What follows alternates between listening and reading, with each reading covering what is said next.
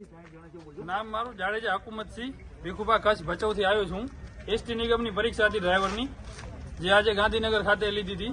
એમાં અમારા જનરલ વાળાને આજે કોઈ ચલણની જાહેરાત કરી નથી. જનરલ વાળાને બાકાત કર્યા છે, કેમ કે અમારું કોલ લેટર નીકળ્યા પછી 2 દિવસ પછી એમને બારે કર્યું હતું કે આ તમે 250 રૂપિયા ભરો, અને પોસ્ટ ઓફિસ સિવાય પૈસા લેવામાં આવતા નથી. ઓનલાઈન કોઈ ભરવાની સ્કીમ નથી. અને પાછા 27 તારીખે એમ પોસ્ટ ઓફિસમાં ગયા હતા તો પણ ના પડી હતી કે તમારું ચલણ લેવામાં આવશે નહીં. 2 દિવસની રજા હતી એ માટે. અને અત્યારે ઓનલાઈનની કોઈ એમાં સિસ્ટમ નથી, અમે ભરી શકીને. અમને એક સેન્ટરમાંથી આ 40-50 વિદ્યાર્થી બારે ઉભા છે, તો બીજા સેન્ટરમાંથી કેટલા હશે આટલા? એ પ્રમાણે અમારી કોઈ પરીક્ષા અંદર લેવામાં આવી નથી. જેને અમને ફોર્મ ભરી ત્યારે કોઈ એવી માહિતી અમને આપી નથી. 59 રૂપિયા ભર્યા હતા ઓનલાઈન. 59 રૂપિયા અમારું ચલણ ભરાઈ ગયું હતું. આ પાછળથી આવું લઈ આવ્યા છે કે 250 રૂપિયા ભરો અને અંદર પરીક્ષામાં બેસો. કોલ લેટર નીકળ્યા પછીની ફી ભરવાની છે 250 રૂપિયા. કોલ લેટર નીકળી ગયા પછી અમને એવું કીધું છે, એટલે મેસેજ આવ્યો છે પણ કોઈનામાં પડ્યો નથી. ભાઈ પડ્યો છે? કોઈનામાં પર્સનલ મેસેજ નથી પડ્યો ભાઈ.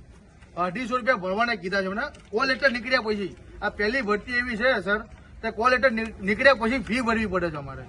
આજ સુધીની કોઈ બી ભરતીમાં એવું બન્યું જ નથી કે જે કોલ લેટર નીકળ્યા પછી ફી ભરવી પડે ચલણ કોઈ બી. આજે અમારા પરીક્ષાના પેપર બી આવી ગયા છે, અમારો સીટ નંબર બી ત્યાં અંદર લખેલો છે.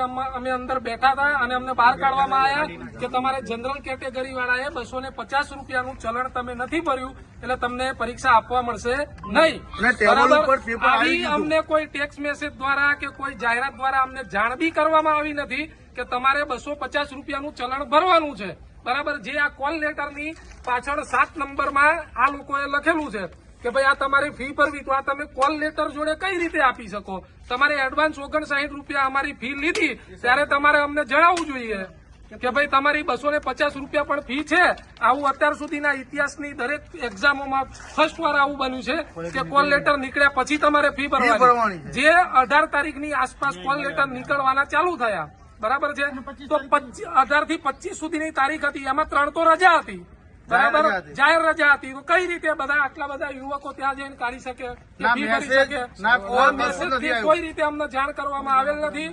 અમને આ પરીક્ષા અમારા જેવા દરેક સેન્ટરો પર આટલા 50-60 વિદ્યાર્થીઓ છે, દરેકને ન્યાય મળે એવી આશા અમે રાખીએ છીએ. દૂર દૂરથી ગુજરાત અલગ અલગ જિલ્લાઓમાંથી આવેલા છે, 200-500 કિલોમીટરથી. તો દરેક આ વિદ્યાર્થીઓને ન્યાય મળે એવી અમે આશા રાખીએ છીએ. કોઈ મીડિયા વાળું કોઈ આવવા તૈયાર નથી અહીંયા.